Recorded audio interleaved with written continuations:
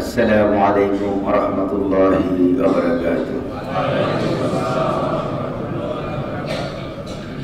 প্রিয় দর্শক, সম্মানিত ভাই, আজকের পবিত্র জুমায় আমরা জুমার খুতবার আলোচনায় আমরা শুনব নবী করিম সাল্লাল্লাহু আলাইহি ওয়াসাল্লামের বিশ্ব নবীর মেরাজের বিশ্ব সফরনামা।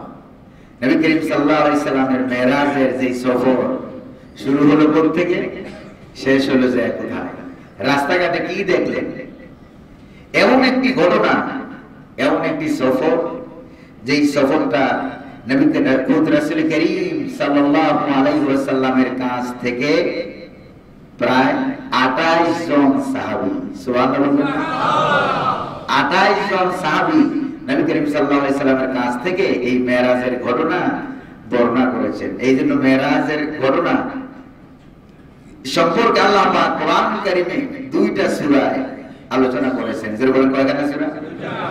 দুইটা সূরা। একটা সূরার নাম হলো ইসরা, নৈশ ভ্রমণের সূরা, আরেকটা সূরার নাম হলো সূরাতুন নজম। নাম কি বলেন? সূরাতুন নজম, তারকার সূরা। কত তারকা পারাইয়া মুহাম্মদ সাল্লাল্লাহু আলাইহি ওয়াসাল্লাম আরো করে গেছে, সুবহানাল্লাহ বলেন না? প্রিয় ভাই, এই মেরাজের সফরে মুহাম্মদ সাল্লাল্লাহু আলাইহি ওয়াসাল্লাম যত কিছু দেখলেন আর যত কিছু শুনলেন রাস্তায় চলতে গিয়া, কাবা শরীফ থেকে শুরু হলো, শেষ হলো আরশে আজিম পর্যন্ত গিয়া, সুবহানাল্লাহ বলবেন না? এরকম সফর দুনিয়া থেকে আরেকটা আছে, বিকল্প, অল্টারনেটিভ পাওয়া যাবে খুঁজে? পাওয়া যাবে না। এ তার সফরনামার একটি বিবরণ যদি তৈরি করা হয়, তার চেয়ে অধিক হৃদয়গ্রাহী, অর্থবহ এবং দৃষ্টি আকর্ষণকারী সফরনামা এই পৃথিবীতে আর একটাও খুঁজে পাওয়া যাবে না, সুবহানাল্লাহ। যেই সফরনামাটা শুরু করেছেন মুহাম্মদ সাল্লাল্লাহু আলাইহি সাল্লাম, সফর করেছেন, আর সফরনামার কাহিনীটা শুরু করেছেন তিনি কে? আল্লাহ। আওয়াজে বলেন তিনি কে? আল্লাহ। আচ্ছা বলেন তো দেখি, কেমন সফরনামা হইলে আল্লাহ পাক নিজেই আলাদা সূরা নাযিল করেন? সেই সফরনামার ঘটনার শুরুতে আল্লাহ পাক নিজেই সুবহানা দিয়া শুরু করেন, সুবহানাল্লাহ। আল্লাহ রাব্বুল আলামিন বলছেন, সুবহানাল্লাযী আসরা বিআবদিহি লাইলাম মিনাল মাসজিদিল হারামি ইলাল মাসজিদিল আকসা। তিনি কে? আল্লাহ। আল্লাহ পাক তার সফরনামা, এই পৃথিবীতে কারো সফরনামা আছে যেটা আল্লাহ পাক নিজে আশ্চর্য হয়ে বর্ণনা করেছেন? একটাও খুঁজে পাওয়া যাবে কি? একটাও খুঁজে পাওয়া যাবে না। নবী করিম সাল্লাল্লাহু আলাইহি ওয়াসাল্লামের বয়স তখন 52 বছর। জোরে বলেন কত বছর?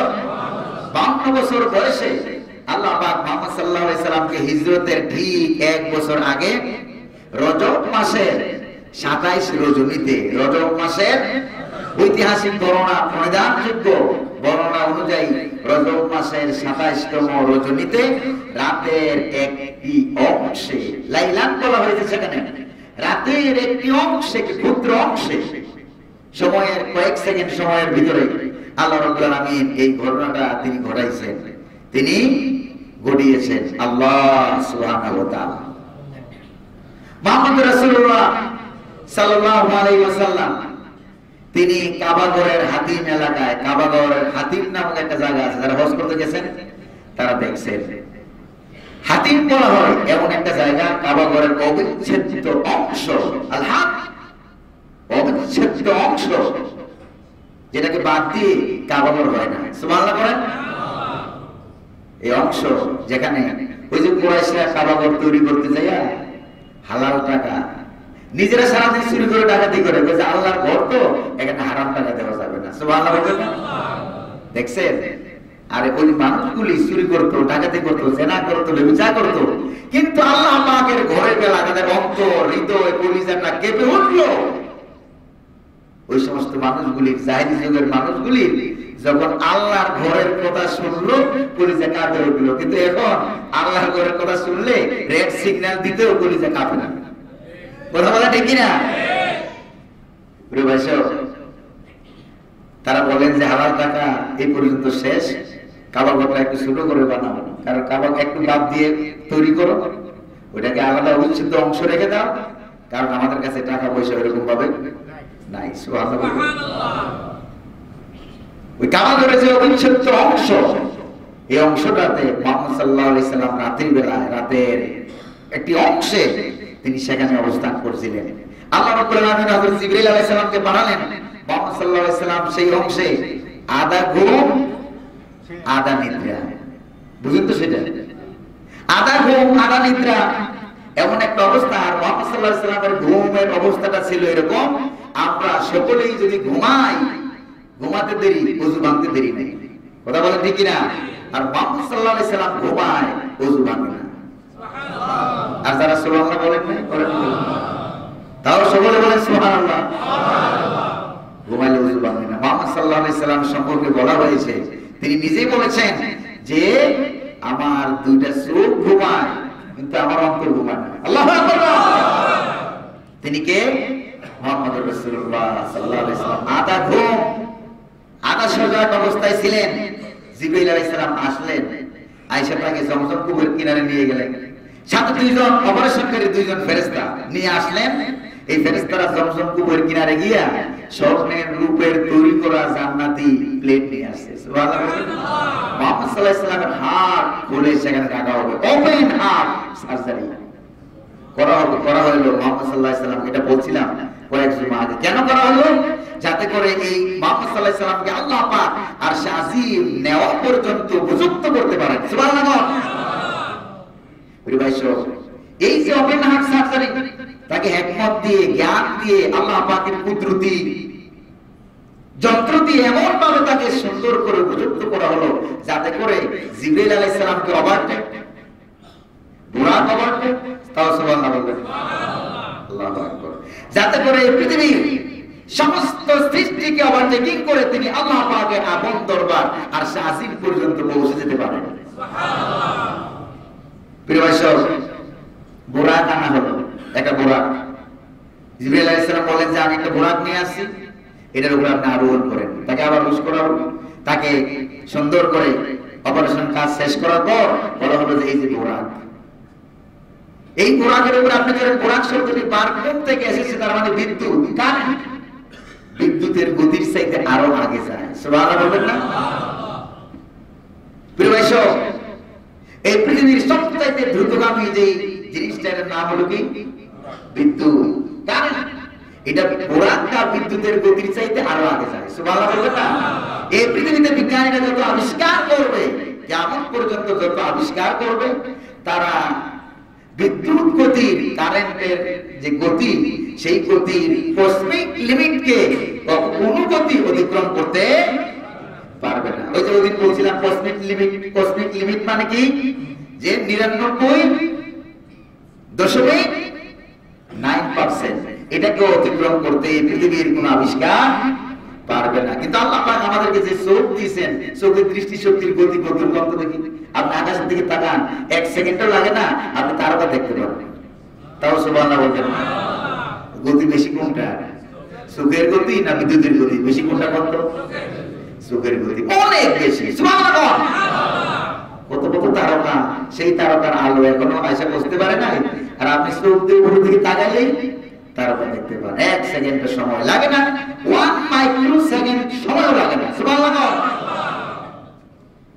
নবী করিম সাল্লাল্লাহু আলাইহি সাল্লামকে এই বুরাক আনা হলো, ইয়া রাসূলুল্লাহ আপনি বুরাকে চড়েন, আমি আপনাকে ড্রাইভিং করব। সুবহানাল্লাহ বলবেন না?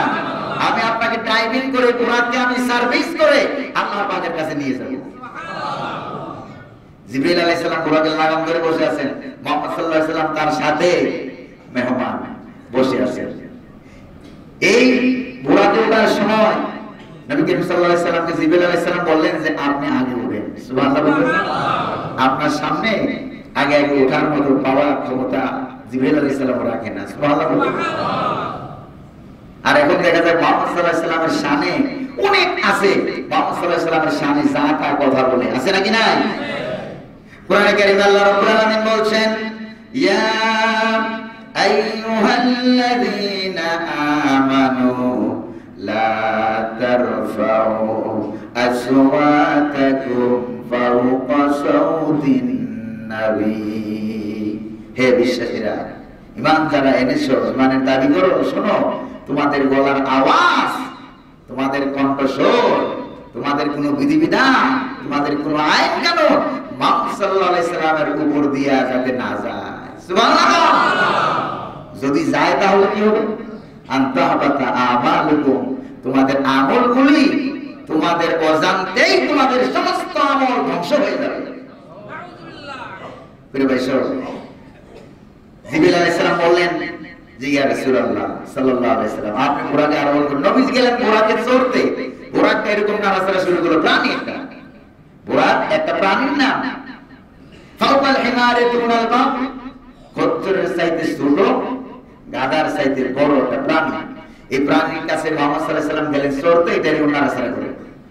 জিবরিল আলাইহিস সালাম ডাক দিয়ে বলেন, খবরদার, নাড়াচাড়া করবে না, কারণ তোমার পিঠে এই পর্যন্ত এত মহান, এত আজিম মেহমান তোমার সৃষ্টি থেকে এই পর্যন্ত তোমার পিঠে উঠে নাই। খবরদার, তুমি একটুখানি নাড়াচাড়া করবে না।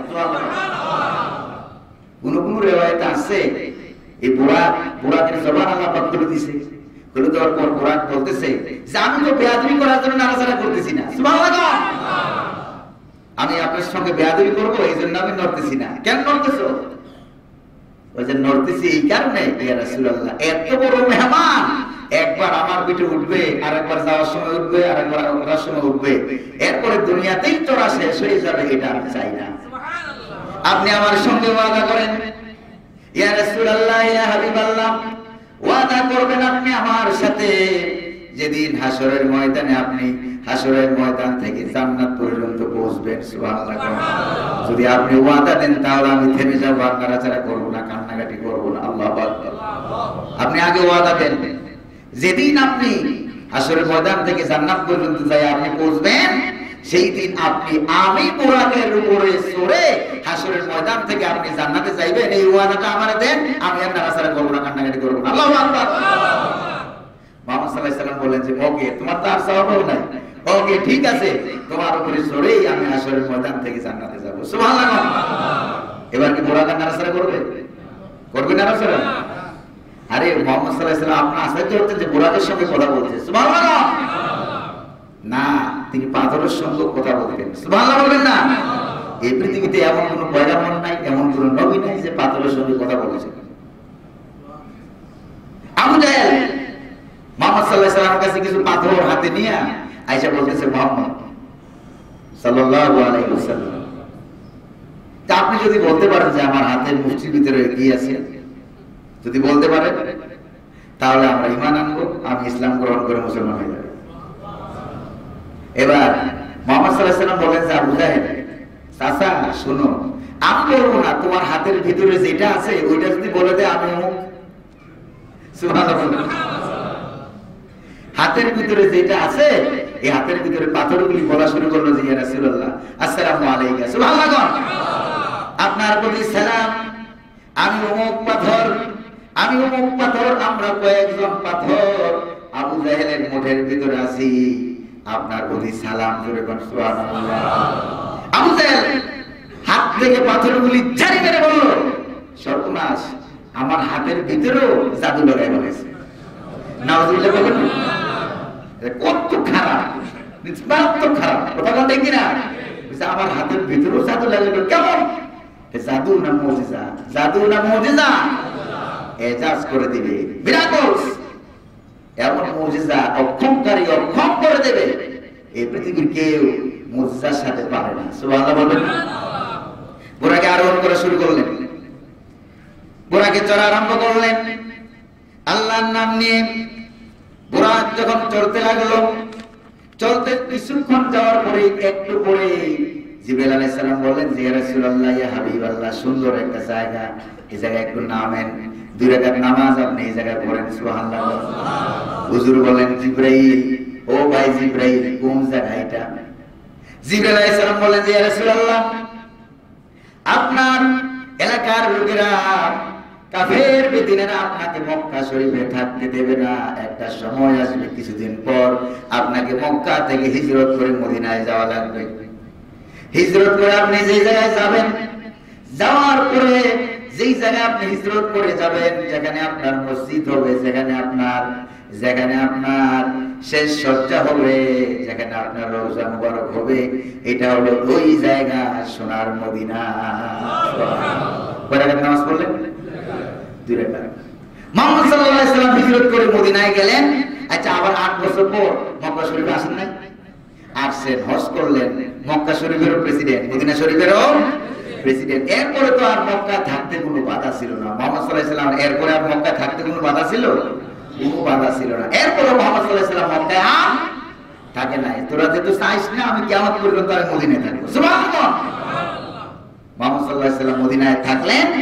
এরপরে দোয়া করলেন আল্লাহ পাকের কাছে যে আল্লাহ, আমি যদি মারা যাই, আমার মৃত্যুর পর আমার কবরটাও যেন মদিনায় হয়। সুবহানাল্লাহ বলবেন না? যারা হজ করতে গেছেন তারা দেখছেন মদিনার মানুষ কত ভালো। সুবহানাল্লাহ বলবেন না? আরে মদিনার মানুষও ভালো, মাটিও ভালো, আবহাওয়া ভালো। আবহাওয়া এত সুন্দর, মনোমুগ্ধকর, রোমাঞ্চকর আবহাওয়া। সুবহানাল্লাহ। যারা হজ করতে গেছেন তারা দেখছেন। আমার বন্ধুগণ, রাসূল করিম সাল্লাল্লাহু আলাইহি ওয়াসাল্লাম 2 রাকাত নামাজ পড়লেন। আবার একটু পরে বলেন যে ইয়া রাসূলুল্লাহ, আবার আপনি নামেন, এখানেও 2 রাকাত নামাজ পড়েন। সুবহানাল্লাহ। এটা কোন জায়গা? এটা হলো ওই পাহাড়, যেই পাহাড়ের চূড়ায় উঠে হযরত মূসা কালিমুল্লাহ, সুবহানাল্লাহ, হযরত মূসা আলাইহিস সালাতু ওয়াস সালাম আল্লাহ পাকের সঙ্গে বিনা তারে আলাপ করছেন। সুবহানাল্লাহ বলবেন না? কথা বলছেন কার সাথে? ওই নবীটার নাম কি? মূসা আলাইহিস সালাতু ওয়াস সালাম। আচ্ছা, মূসা আলাইহিস সালাম কথা যেহেতু আসছে আরেকটু বলে দিই। মুহাম্মদ সাল্লাল্লাহু আলাইহি ওয়াসাল্লাম মেরাজ থেকে আসলেন। আসার পরে বললেন, আচ্ছা কেউ যদি বলে যে আমার চোখগুলি মুহাম্মদ সাল্লাল্লাহু আলাইহি ওয়াসাল্লামের চোখের মতো, এটা মুহাম্মদ সাল্লাল্লাহু আলাইহি ওয়াসাল্লামের শানের খেলা হয়ে যাবে। মুহাম্মদ সাল্লাল্লাহু আলাইহি ওয়াসাল্লামের চোখের মতো কোনো চোখ পৃথিবীতে নাই। সুবহানাল্লাহ। মুহাম্মদ সাল্লাল্লাহু আলাইহি ওয়াসাল্লামের দাড়ির মতো কোনো দাড়ি এই দুনিয়াতে আছে? কোনো দাড়ি? মুহাম্মদ সাল্লাল্লাহু আলাইহি ওয়াসাল্লামের গায়ের ঘামের মতো কোনো ঘাম দুনিয়াতে আছে? আপনার কোন আছে? আমার আপনার গায়ের ঘাম দিয়ে একজন ঘামে দুর্গন্ধ বাইরে, কথা বল ঠিক কিনা? থাকা যায় না, নিজের দুর্গন্ধ নিজের কাছে খারাপ লাগে। আর মুহাম্মদ সাল্লাল্লাহু আলাইহি ওয়াসাল্লামের গায়ে আহা, এজন্য একজন কবি বলছিলেন মেশকো সে ভেতে রসিনা। সুবহানাল্লাহ। যে তার গায়ের ঘাম মেশকো আম্বরের চাইতে আরো বেশি সুঘ্রাণওয়ালা। সুবহানাল্লাহ। ওই যে বললাম না, একজন সাহাবী ছিল, মুহাম্মদ সাল্লাল্লাহু আলাইহি ওয়াসাল্লাম ঘাম যদি কখনো পড়তো এগুলি কুড়াই করে বোতলে ভরে দিতেন। দেখছেন? আরে এত সুন্দর করে আল্লাহ তাকে বানাইছিলেন। বহু সাহাবী মুহাম্মদ সাল্লাল্লাহু আলাইহি ওয়াসাল্লাম তখন দার্স দিতেন, কথা বলতেন, হাদিস বর্ণনা করতেন। সাহাবায়ে কেরাম মুহাম্মদ সাল্লাল্লাহু আলাইহি ওয়াসাল্লামের রূপের দিকে, চেহারা মুবারকের দিকে তাকায়া থাকতেন। চোখের পলক ফেলাইতেন না। সুবহানাল্লাহ। চোখের পলক ফেলতেন না। এরকম নবী মুহাম্মদুর রাসূলুল্লাহ সাল্লাল্লাহু আলাইহি ওয়াসাল্লাম মেরাজ থেকে আসলেন। তার চোখের পাওয়ারের কথা আমি বলছি। চোখ মুবারক, সুবহানাল্লাহ, দাড়ি মুবারক, কপাল মুবারক, শরীর মুবারক, সুবহানাল্লাহ। এই মুবারক বরকতপূর্ণ বানাইছেন কে? আল্লাহ সুবহানাহু ওয়া তাআলা।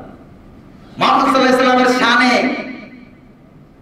আপনি কথা বলবেন, যে কোনো ল্যাঙ্গুয়েজ আপনি ইউজ করবেন মুহাম্মদ সাল্লাল্লাহু আলাইহি ওয়াসাল্লামের শানে, আগে বারবার এটা ভেরিফাই করে নেওয়া লাগবে, বারবার ভেরিফাই করে নেওয়া লাগবে যে এই শব্দটা মুহাম্মদ সাল্লাল্লাহু আলাইহি ওয়াসাল্লামের শানে যদি আমি ইউজ করি, ব্যবহার করি, তাহলে এটা মুহাম্মদ সাল্লাল্লাহু আলাইহি ওয়াসাল্লামের শানের খেলাপ হবে কিনা। কারণ যেই আল্লাহ সুবহানাহু ওয়া তাআলা মুহাম্মদ সাল্লাল্লাহু আলাইহি ওয়াসাল্লামের দুনিয়ার 63 বছরের জিন্দেগিতে একবার মুহাম্মদ সাল্লাল্লাহু আলাইহি ওয়াসাল্লামকে আল্লাহ পাক নাম ধরে ডাকেন না। আল্লাহু আকবার।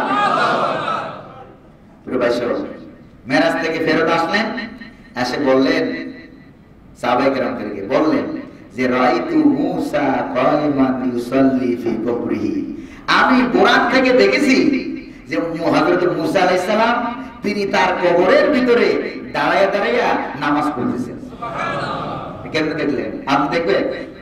আমি দেখবো? মুহাম্মদ সাল্লাল্লাহু আলাইহি সাল্লামের সঙ্গে আমাদের কোনো তুলনা নাই। সুবহানাল্লাহ বলবেন না? আমার বন্ধুগণ, 2 রাকাত নামাজ পড়লেন। এরপরে কিছুক্ষণ পর বললেন যে আবার এখানে দাঁড়ান, এখানে নামেন। এখানেও 2 রাকাত নামাজ পড়ে বলেন যে ভাই জিবরাইল কোন জায়গা? ওই যে এই জায়গাটা হলো ওই জায়গা যেই জায়গায় হযরতে ঈসা আলাইহিস সালামের জন্ম হয়েছিল। যেরকম সুবহানাল্লাহ। মুহাম্মদ সাল্লাল্লাহু আলাইহি ওয়াসাল্লাম মেরাজের রাত্রিতে ঈসা আলাইহিস সালামের জন্মস্থানে 2 রাকাত নামাজ পড়ে বরকতের জন্য। সুবহানাল্লাহ। আর এখন আমরা যখন যাই, যাওয়ার পর মুহাম্মদ সাল্লাল্লাহু আলাইহি ওয়াসাল্লামের জন্ম কই হয়েছিল ওই জায়গাটাই পুলিশে দেখায় না, দেখায় না। কেউ যদি বলেও ফেলে যে 2 রাকাত নামাজ পড়ে যে শিরিক পড়া যাবে না। শিরিকের জায়গায় অস্থির আছে নাকি নাই কোন? আছে। প্রিয় ভাই সব, ইমাম শাফি রাহিমাহুল্লাহ তাআলা তিনি বলছেন যে আমি কুনতু আযুরু কবর আবি হানিফা রাদিয়াল্লাহু তাআলা আনহু। সুবহানাল্লাহ।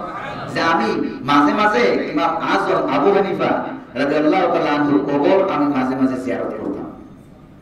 যখন কবর জিয়ারত করতাম, সাল্লাইতু হুনাকা রাকাতাইন, কবর জিয়ারত করতাম, ওই জায়গায় যাই আমি 2 রাকাত নামাজ পড়তাম।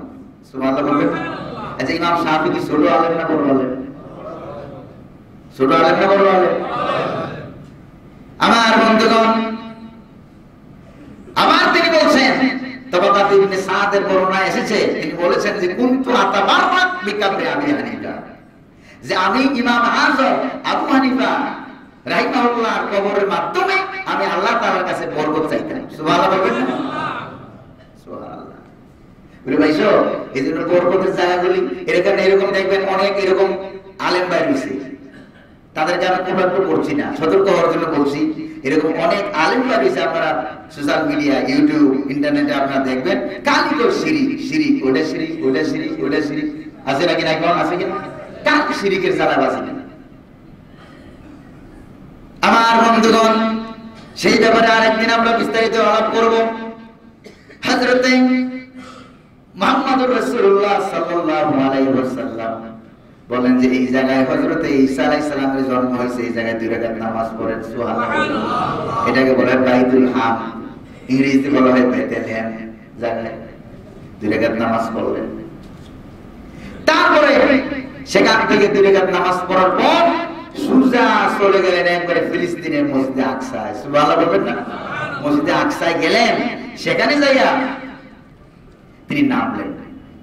তাফসীর মারিফুল কুরআন, তাফসীর ইবনে কাসির, বিভিন্ন তাফসীরের কিতাবে এসেছে যে মুহাম্মদ সাল্লাল্লাহু আলাইহি সাল্লাম আচ্ছা বাইতুল মুকাদ্দাস যাইতে, মক্কা শরীফ থেকে যাইতে লাগে একদিন, আসতে লাগে একদিন। কয়দিনের সফর? যদি আপনি ঘোড়া দিয়েও যান কয়দিন লাগবে?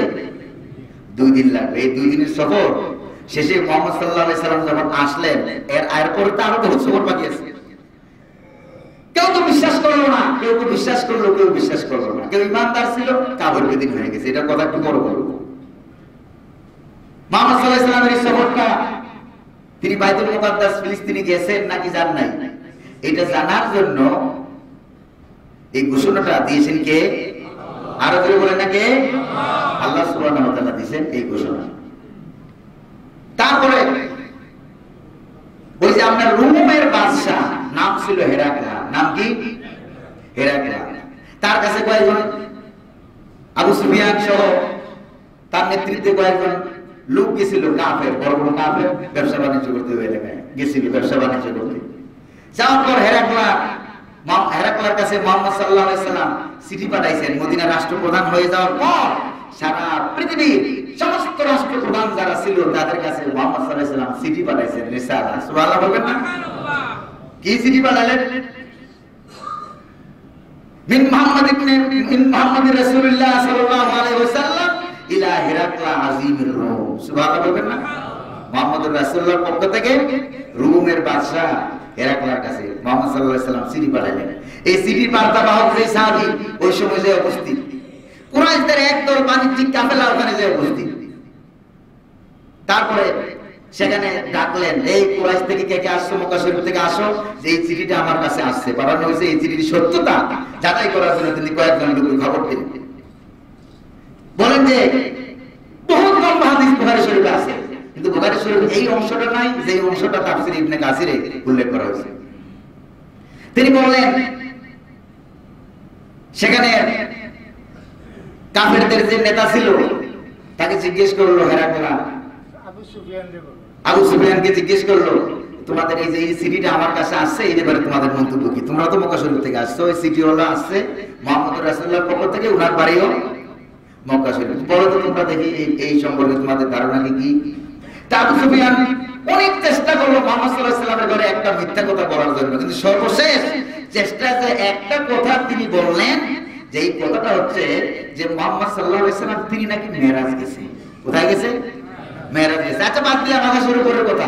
মক্কা শরীফ থেকে বাইতুল মুকাদ্দাস যাইতে লাগে একদিন, আসতে যাইতে লাগে 1 মাস, আসতে লাগে 1 মাস। 2 দিনের সফর কয়েক মিনিটে কেমনে করে বা এক রাতে কেমনে করে, এটা আমাদের কাছে এই ঘটনাটা মিথ্যা মনে হয়। সেই জন্য আমি বলছি যে মুহাম্মদ সাল্লাল্লাহু আলাইহি ওয়াসাল্লাম আল্লাহর রাসূল নন, তিনি অসত্য নবী। জোরে বলেন নাউজুবিল্লাহ। এই কথা বলার পর পারস্যের বাদশা ঠিক পিছনে বসা ছিলেন একটা ব্যক্তি, যিনি বাইতুল মুকাদ্দাস ফিলিস্তিনের তৎকালীন ইমাম ছিলেন। তাও সুবহানাল্লাহ। ইহুদি যাজক তৎকালীন ইমাম পারস্যের বাদশার পিছনে বসা ছিলেন। বসার থেকে তিনি দাঁড়ায় গেলেন, দাঁড়ায় বললেন যে আবু সুফিয়ান তুমি মিথ্যা কথা বলছো। তাও সুবহানাল্লাহ বলবেন, কারণ আমি মসজিদে আকসার ইমাম, আমি দরজা বন্ধ করি, আমি জানালা বন্ধ করি, আমি তুমি যেই দিন তারিখ দিয়ে মুহাম্মদ সাল্লাল্লাহু আলাইহি ওয়াসাল্লামের মেরাজের কথা তুমি আমারে শোনাইলা, ঠিক ওই রাত্রিতে আমি বাইতুল মুকাদ্দাসের দরজা জানালা বন্ধ করতে গিয়া প্রধান যেই ফটক মেইন গেট যেটা, ওটার কাছে যখন বন্ধ করতে আসলাম, রাত্র অনেক হয়ে গেছে কিন্তু এটা বন্ধ হয় না। সুবহানাল্লাহ, এটা বন্ধ হয় না। তারপর চেষ্টা করলাম, অনেক চামাচারি করলাম, কয়েকজন লোক খবর দিলাম, বন্ধ হয় না। তারপরে মিস্ত্রিদের কয়েকজন মিস্ত্রি খবর দিলাম, এই মিস্ত্রিরা আসলেন, ইঞ্জিনিয়াররা আসলেন, আচ্ছা সব ফেল, এত রাত হয়ে গেছে, এটা বন্ধ হয় না, আগামীকাল সকালবেলা দেখবো কি অবস্থা। তাও সুবহানাল্লাহ। আচ্ছা বন্ধ যে হয় না, বন্ধ যে খ্রিস্টান যাজক ও বুঝতে পারলো যে বন্ধ হয় না, এটা দিয়ে আমি বুঝতে পেরেছি যে আল্লাহ পাকের পক্ষ থেকে বিশেষ কোনো মেহমান এই রাত্রিতে আগমন করবে। খ্রিস্টান যাজক ডাক দিয়ে বলল, আবু সুফিয়ান তুমি মিথ্যা কথা বলছো। আবু সুফিয়ান মনে মনে ভাবলেন, আরে ঘুরে বালি হয়ে গেল, হিতে বিপরীত হয়ে গেল। চাইলাম মুহাম্মদ সাল্লাল্লাহু আলাইহি ওয়াসাল্লামকে মিথ্যা প্রমাণ করাইতে, কিন্তু নিজেই মৃত্যু হয়ে গেলাম। আল্লাহ আকবার বলবেন না? ইসলামের বিরুদ্ধে অ্যাকশন নিবা, আল্লাহর বিরুদ্ধে, কোরআনের বিরুদ্ধে, মসজিদ মাদ্রাসার বিরুদ্ধে অ্যাকশন নিবা। হ্যাঁ, মাদ্রাসাগুলি যে বলছে 20 বৃক্ষ, বলছে না বলে নাই? কথা কম বলছে নাকি বলে নাই? আচ্ছা মাদ্রাসাগুলি 20 বৃক্ষ নাকি এই দুইটা বড় বড় নাস্তিক যে আছে, কি নাম জানি? ও মেনন আর ইনু। আচ্ছা এরা যে নাস্তিক, এই ব্যাপারে আপনাদের কোনো সন্দেহ আছে? সন্দেহ আছে কারো? এই যে দুইজন বড় বড় নাস্তিক, ইনু আর মেনন, কথা কোন ঠিক কিনা? এরা হচ্ছে গোটা বাঙালি জাতির জন্য, দল মত ধর্ম বর্ণ নির্বিশেষে গোটা বাংলাদেশি জাতির জন্য এবং সারা পৃথিবীর মুসলিম উম্মার জন্য এরা হচ্ছে বিরাট বড় একটা অভিশাপ। কথা বলেন ঠিক কিনা? মাদ্রাসার 20 বৃক্ষ করো, ওরা খাইয়ে দেয় আর কাম পাও না, আর কথা খুঁজে পাও না, কথা আর খুঁজে পাও না। মাদ্রাসার 20 বৃক্ষ করো। তুমি তো হজ করতে গেছো, তোমার হজ শিখেছে কে? নিজে নিজে শিখছো না আলেম লাগছে? আলেম কি স্কুলের না মাদ্রাসা? আল্লাহ এগুলি হেদায়েত দান করুন বলি আমরা বহুত দোয়া করি না, দোয়া করি কারণ আল্লাহর জান্নাতে জায়গার অভাব নেই। সুবহানাল্লাহ বলবেন না? সর্বশেষ একবারে লাস্ট ক্লাস যে জান্নাতে যাবে, ওই জান্নাতের জন্য আল্লাহ পাক কমপক্ষে এই পৃথিবীর পরিমাণ 10টা পৃথিবী রেখেছেন। সুবহানাল্লাহ। জান্নাতে জায়গার অভাব আছে? তো ইনু মেনন আর বড় বড় নাস্তিক যা আছো, মাম রাম রাম যা আছো, সবগুলি মিলে কালেমা পড়ো, ইসলাম গ্রহণ করো, মুসলমান হয়ে যাও, আল্লাহর জান্নাতে চলে যাও, জায়গার অভাব নাই। সুবহানাল্লাহ বলবেন না? মুহাম্মদ সাল্লাল্লাহু আলাইহি ওয়াসাল্লাম বাইতুল মুকাদ্দাস থেকে উপস্থিত হলেন। আল্লাহ রাব্বুল আলামিন 1 লক্ষ কিংবা 2 লক্ষ 24,000 পয়গম্বর, সমস্ত পয়গম্বর আম্বিয়া আলাইহিস সালাম, তাদেরকে আল্লাহ পাক ওই মসজিদে হাজির করালেন। সুবহানাল্লাহ। আদম আলাইহিস সালাম থেকে শুরু করে হযরত ঈসা আলাইহিস সালাম পর্যন্ত, আর মুহাম্মদ সাল্লাল্লাহু আলাইহি ওয়াসাল্লাম তো আগেই হাজির। সুবহানাল্লাহ বলবেন? সবাইকে আল্লাহ পাক হাজির করালেন। কেন হাজির করলেন? কোন কোন বর্ণনায় আছে যাওয়ার পথে, কোন কোন জায়গায় আছে আসার পথে, আবার কোন কোন বর্ণনায় আছে দুইবার, যাওয়ার পথে একবার, আসার পথে আরেকবার। সুবহানাল্লাহ। দুইবার হলে কোনো অসুবিধা আছে? আরে দুইবার না আরো বেশি হলো মুহাম্মদ সাল্লাল্লাহু আলাইহি ওয়াসাল্লামের শানকে অতিক্রম করতে পারে না। সুবহানাল্লাহ। গেলেন, সমস্ত পয়গম্বররা হাজির হয়ে গেল। হযরত জিবরাইল আলাইহিস সালাম আসলেন মুহাম্মদ সাল্লাল্লাহু আলাইহি ওয়াসাল্লামের কাছে। আয়েশা নবী করিম সাল্লাল্লাহু আলাইহি ওয়াসাল্লাম ডান হাত মুবারক ধরলেন, ধরে বললেন যে ইয়া রাসূলুল্লাহ, আজকের সমস্ত পয়গম্বরের ইমামতি করার জন্য আল্লাহ পাক আমাকে ডাইরেক্ট নির্দেশ দিয়েছেন, আপনি ইমামতি করবেন। সুবহানাল্লাহ। ইমামতির জায়গায় দাঁড়িয়ে গেলেন, 2 রাকাত নামাজ পড়লেন। সেখান থেকে মুহাম্মদুর রাসূলুল্লাহ সাল্লাল্লাহু আলাইহি ওয়াসাল্লাম ইমামুল মুরসালিন, জোরে কোন সুবহানাল্লাহ, যে তিনি হচ্ছেন সমস্ত পয়গম্বরদের ইমাম, জোরে কোন সুবহানাল্লাহ। সেখান থেকে তিনি হলেন নবীদের নবী, রাসূলদের নবী, সমস্ত নবীদের ইমাম, জোরে কোন সুবহানাল্লাহ। আরশে আজিমের কাছে আল্লাহ রাব্বুল আলামিন রূহের জগতে নবীদের রূহগুলিকে আলাদা করলেন। সুবহানাল্লাহ বলবেন না? আলাদা করে একটা শপথ দিলেন, আমার নবীরা ও আমার রাসূলেরা ও আমার পয়গম্বররা, তোমাদের পরে এই পৃথিবীতে একজন রাসূলের আগমন ঘটবে, তার নাম হবে মুহাম্মদ সাল্লাল্লাহু আলাইহি ওয়াসাল্লাম। এই রাসূলকে যদি তোমরা পেয়ে যাও, লা তুমিনুন্না বিহি ওয়া লা তানসুরুন্না, যদি তোমরা তাকে পেয়ে যাও তাহলে অবশ্যই তার প্রতি ঈমান আনতে হবে, তাকে সাহায্য সহযোগিতা করা লাগবে। যেরকম সুবহানাল্লাহ। আল্লাহ পাক এরপর বললেন, এই শপথ, এই ওয়াদাকে তোমরা গ্রহণ করলাম। সমস্ত পয়গম্বর একসাথে বলে উঠলো, ক্বালু আকরারনা ক্বালা ফাশহাদু ওয়া আনা মিনাশ শাহিদিন। সুবহানাল্লাহ। ওয়া আনা মাআকুম মিনাশ শাহিদিন। আল্লাহ রাব্বুল আলামিন বললেন, সমস্ত পয়গম্বর বলল যে আল্লাহ, আমরা শপথ করলাম, আমরা ওয়াদা করলাম, মুহাম্মদ সাল্লাল্লাহু আলাইহি ওয়াসাল্লামকে যদি পাই তার উপর ঈমান আনবো, তার নবুয়তের উপর ঈমান আনবো, তাকে সাহায্য করব, তাকে সহযোগিতা করব। দ্বীন ইসলাম এই পৃথিবীতে কেমনে কায়েম না হয় ওইটা আমরা দেখে ছাড়বো। আল্লাহু আকবার। প্রিয় ভাই সব, এরপর মুহাম্মদ সাল্লাল্লাহু আলাইহি ওয়াসাল্লাম এই যে রূহের জগতের ওয়াদা, আল্লাহ পাক মুহাম্মদ সাল্লাল্লাহু আলাইহি ওয়াসাল্লামকে দুনিয়ায় ওয়াদার বাস্তবায়ন করাইছেন। সুবহানাল্লাহ বলেন। তারপরে বুরাকটা এমন জায়গায় বুরাকটাকে তিনি বাঁধলেন, হযরত জিবরাইল আলাইহিস সালাম বুরাকটাকে বাঁধ দিলেন, গলায় ছিল রশি, বিরাট বড় এক পাথরের টুকরা, পাথরটা মাঝখান দিয়ে ছিদ্র করা, পাথরের রশি দিয়ে বাঁধলেন। ওই যে রুমের বাদশার পিছনে ইমাম সাহেব বসে রয়েছে, মনে আছে কিনা আপনাদের? তিনি সেখান থেকে বললেন যে পরের দিন সকালে যখন আমরা গেলাম, যাইয়া দেখি বাইতুল মুকাদ্দাসের যে মসজিদে আকসার যে দরজাটা, ও মা, এই দরজাটা তো কোন মিস্ত্রি লাগে না, ইঞ্জিনিয়ার লাগে না, এটা ধরতেই যেদিকে নেই সেদিকে যায়। এরপরে দেখলেন তার পাশে একটা পাথর পড়ে আছে, বিশাল শিলাখণ্ড, প্রস্তর খণ্ড পড়ে আছে, মাঝখান দিয়ে ছিদ্র করা। ওই পাথরটা একটু কাছাকাছি আনা, যাতে করে আগের যুগের পয়গম্বররা যখন এই কোনো সাওয়ারিতে আরোহণ করতেন, ওই পাথরের সঙ্গে সাওয়ারটাকে বাঁধতেন। মুহাম্মদ সাল্লাল্লাহু আলাইহি ওয়াসাল্লামের সাওয়ারিটাকেও ঠিক ওই জায়গায় বাঁধা হলো। যেরকম সুবহানাল্লাহ। একই পথ, একই মত, একই তরিকা। ইহুদি হইছে মুসা আলাইহিস সালামের পরে, কথা বলেন ঠিক কিনা? ইহুদিদের হযরত মুসা আলাইহিস সালাম, তার ধর্মের নাম ইহুদি ধর্ম নয়। হযরত ঈসা আলাইহিস সালাম, তার ধর্মের নাম খ্রিস্ট ধর্ম নয়। হযরত মুসা আলাইহিস সালাম মোসেস নয়, হযরত ঈসা আলাইহিস সালাম জিসাস খ্রিস্ট নয়। এগুলি সব ইহুদিরা খ্রিস্টানরা বানাইছে, কথা বলেন ঠিক কিনা? হযরত ঈসা আলাইহিস সালাম আল মাসিহ ঈসা ইবনে মারইয়াম, কোরআনে কারীমে আল্লাহ পাক বলেছেন, সুবহানাল্লাহ। মুসা কালিমুল্লাহ, ওরা বানাইছে মোসেস, নবীর নাম ওরা বিকৃত করে, কথা বলেন ঠিক কিনা? ইহুদি জাতি, খ্রিস্ট জাতি আল্লাহর নাম যেরকম বিকৃত করে, আল্লাহর সঙ্গে শরীক করে, আল্লাহর ছেলে বানায়। ওরা কয় ফেরেশতারা বলে আল্লাহর মেয়ে, নাউজুবিল্লাহ কবেন না? ফেরেশতারা আল্লাহর মেয়ে, আর ওরা হইছে আল্লাহর ছেলে, নাউজুবিল্লাহ কবেন না? নবীদেরকে আল্লাহর ছেলে বানাইলে ওরা হলো আল্লাহর নাতিপতি, যেটা বলে নাউজুবিল্লাহ। মুহাম্মদ সাল্লাল্লাহু আলাইহি ওয়াসাল্লাম ইমামতি করলেন, সালাম ফিরালেন, এরপরে মসজিদ থেকে বাইরে এলেন, দেখলেন যে বিরাট বড় একটা সিঁড়ি। সুবহানাল্লাহ। এই সিঁড়িটাকে আরবিতে বলা হয় মেরাজ। কি বলা হয় যেরকম? এই সিঁড়িটাকে আরবিতে বলা হয় মেরাজ। সিঁড়ি এসে গেল, হযরত জিবরাইল আলাইহিস সালাম মুহাম্মদ সাল্লাল্লাহু আলাইহি সাল্লামকে সিঁড়ির মধ্যে উঠিয়ে দিলেন। এই সিঁড়িতে চড়ে নবীরা দুইজনে মিলে চলে গেলেন আকাশের দরজায়। সুবহানাল্লাহ। এক সেকেন্ডও লাগলো না, আকাশের দরজায় চলে গেলেন।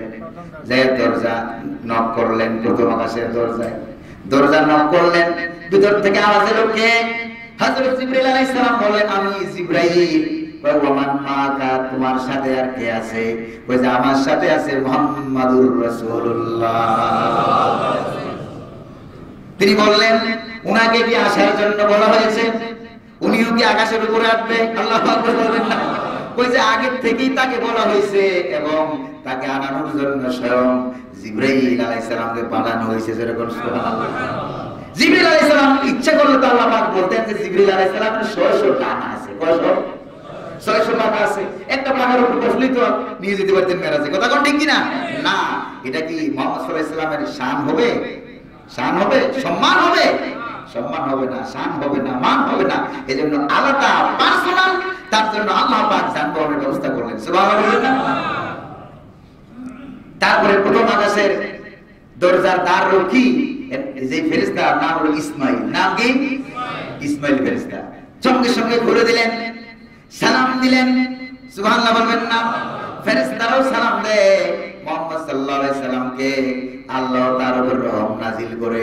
এজন্য আল্লাহ পাক বললেন, ইয়া আইয়ুহাল্লাযীনা আমানু সাল্লু আলাইহি ওয়া সাল্লিমু তাসলিমা।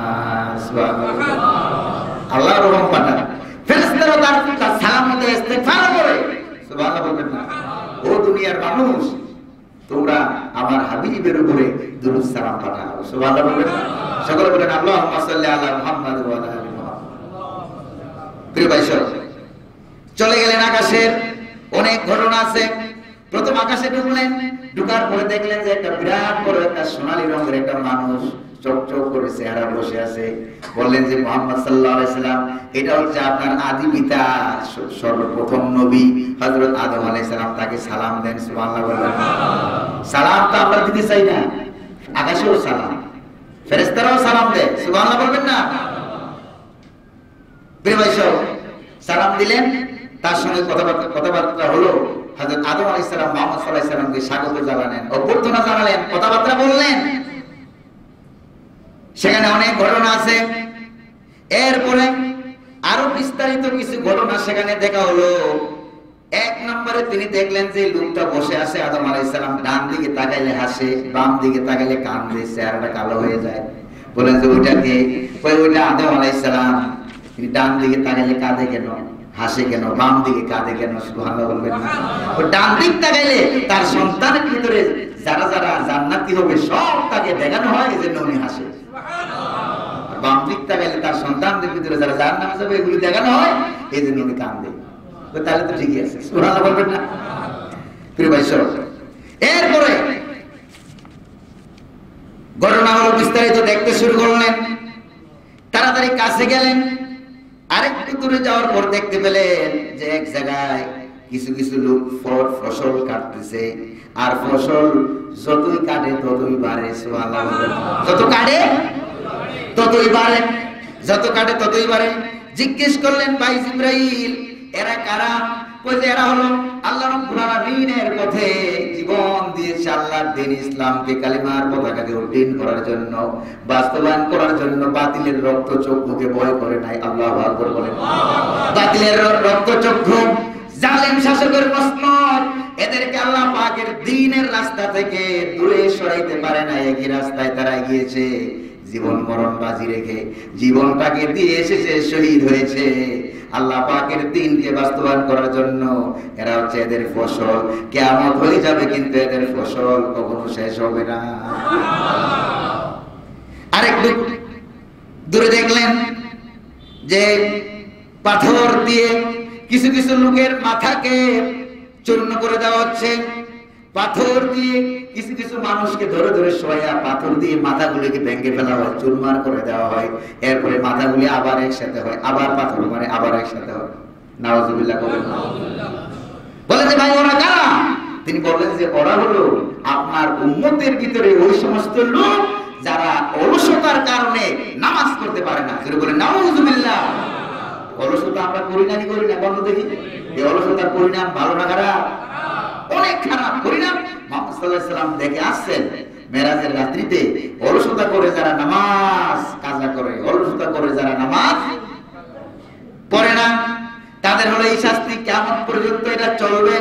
এরপরে হাসরের তো বিচার তো রয়ে গেছে, জাহান্নামের আগুন তো রয়ে গেছে, এর আগে তাকে এই শাস্তি দেওয়া হবে। জোরে বলেন নাউজুবিল্লাহ। তারপরে একটু কাছে গেলেন, কাছে গিয়ে দেখলেন, আরেকটু যখন গেলেন সামনে যায় দেখে যে কিছু লোক, একটা লোককে তিনি দেখলেন সে বিরাট বড় একটা কাঠের লাকড়ির বোঝা, এই বোঝাটা নিজে নিজে মাথার উপরে উঠাইতে পারে না। চেষ্টা করে উপরে উঠানোর জন্য, হাঁটু দিয়ে মাথা দিয়ে চেষ্টা করে উপরে উঠানোর জন্য, উপরে উঠাইতে পারে না। না পাইয়া রশিটা আবার খুলে আরো কিছু লাকড়ি সেখানে বুঝাই করে। নাউজুবিল্লাহ করবেন না? এটাই যা আছে সেটাই উঠাইতে পারে না, আবার বোঝা বাড়া। ব্যাপারটা কি? মুহাম্মদ সাল্লাল্লাহু আলাইহি ওয়াসাল্লাম বলেন যে ভাই জিবরিল, ওই মূর্খ লোকগুলি ওরা কারা? মূর্খ। কথা বলেন ঠিক না? 10 কেজি উঠাইতে পারে না, না পারে আবার 15 কেজি মারে, 15 কেজি না পারে 25 কেজি মারে, মূর্খ লোক। তা মুহাম্মদ সাল্লাল্লাহু আলাইহি ওয়াসাল্লামকে জিবরিল আলাইহিস সালাম বললেন যে আপনার উম্মতের ভিতরে ওই সমস্ত লোক যারা দায়িত্ব পালন করতে পারে নাই, দায়িত্ব পালন করতে পারে না, 10 জনের দায়িত্ব মেম্বার হওয়ার যোগ্যতা নাই, জোর করে ক্ষমতা কায়েম হয়ে যায়।